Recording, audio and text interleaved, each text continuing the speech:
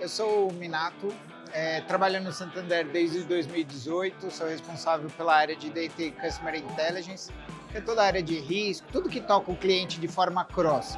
Risco, CRM, finanças, Open Finance, isso tudo hoje é minha responsabilidade lá dentro do Santander. Eu sou o Rafael Naresi, estou no Santander desde 2019 e sou responsável pelo time de dados e inteligência artificial.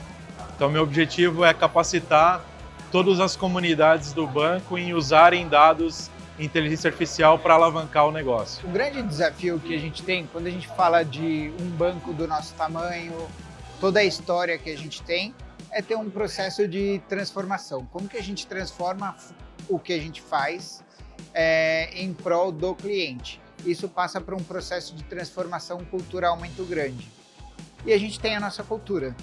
Mas a cultura da AWS inspirou bastante a gente em como a gente faz as coisas, em como a gente criou a nossa plataforma, o foco no cliente, no processo de colaboração, um upskilling, um reskilling do nosso time. Então foi o que a gente quis compartilhar, não é só um case, mas sim como que a gente está mudando o modelo de como a gente trabalha, de como que a gente implementa os cases, sempre muito focado em cliente, sempre muito focado em muita tecnicidade, em um processo colaborativo. Então, muito do que a gente quis compartilhar hoje, além do case, além da plataforma, é como que essa cultura está impactando a gente no dia a dia. E quando a gente começa a falar dos cases de IA generativa, a gente escolheu primeiro tratar os cases de copilotos para os nossos clientes internos. Então, a gente começou a discutir um case para ajudar os nossos assessores de investimentos a criar os pitches de venda para os clientes.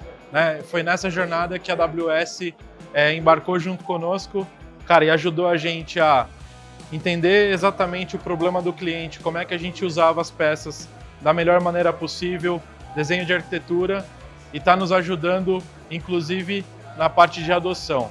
Então, eu considero a experiência que a AWS está trazendo para a gente de sucesso do cliente, cara, um diferencial na nossa jornada de IA generativa. Com esse case, o assessor é capaz de programar, por exemplo, se ele quer ter uma conversa curta, média, longa com clientes, se ele quer que aquele pitch seja mais formal, mais informal, você consegue inclusive ajustar esse pitch, por exemplo, para o canal que você vai usar para conversar com o cliente.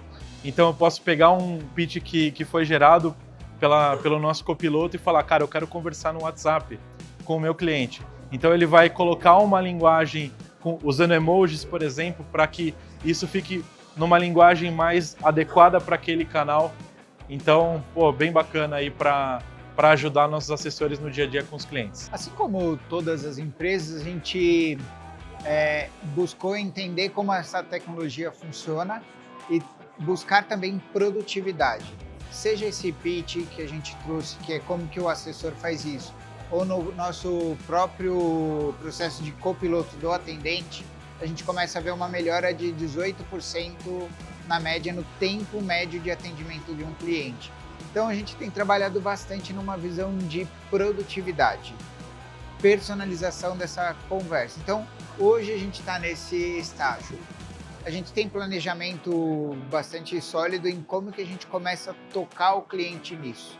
Que a gente precisou aprender, precisou entender como a tecnologia funciona, como que a gente coloca os nossos guardrails, que são a forma de como a gente controla um pouco esse algoritmo para que ele se comporte da forma como a gente espera que ele se comporte. Então tem um desafio grande ainda sobre conhecer a tecnologia, pensar em segurança, mas a gente já começa a ver bastante resultado, onde a gente vê uma redução de 90% do tempo de desenvolvimento e de migração de código legado, quase 20% em tempo médio de atendimento na central, o tempo, Rafa, do tempo de preparação de um assessor para falar com o cliente, a gente vê esse tempo caindo quase metade. Então, a gente está numa agenda bastante de produtividade. Nossa próxima onda é bastante personalização, cliente, mas a gente está focando em aprendizado e produtividade.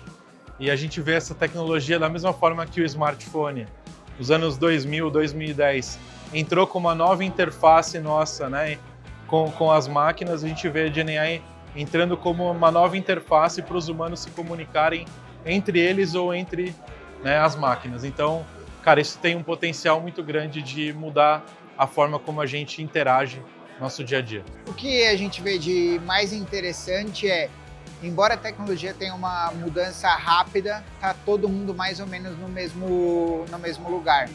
O que a gente vê de provocação aqui bacana é que cada um está tomando um caminho de como que faz.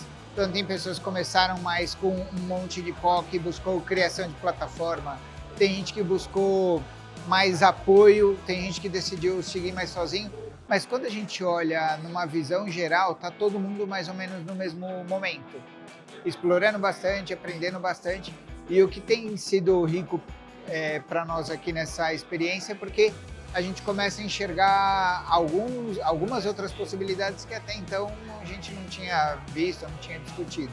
Então acho que a gente viu cases bacana, modelo de implementação que são coisas diferentes de como a gente vem fazendo, mas todo mundo no mesmo estágio. Acho que o que eu vi de mais legal aqui no evento é que, cara, tá todo mundo super aberto para compartilhar suas experiências com os colegas e é o que o Minato falou, cada um tem um nível de maturidade, cada um tá seguindo um caminho, não tem certo, não tem errado, mas o que eu tô achando muito legal é esse senso de comunidade, né? Todo mundo compartilhando as experiências.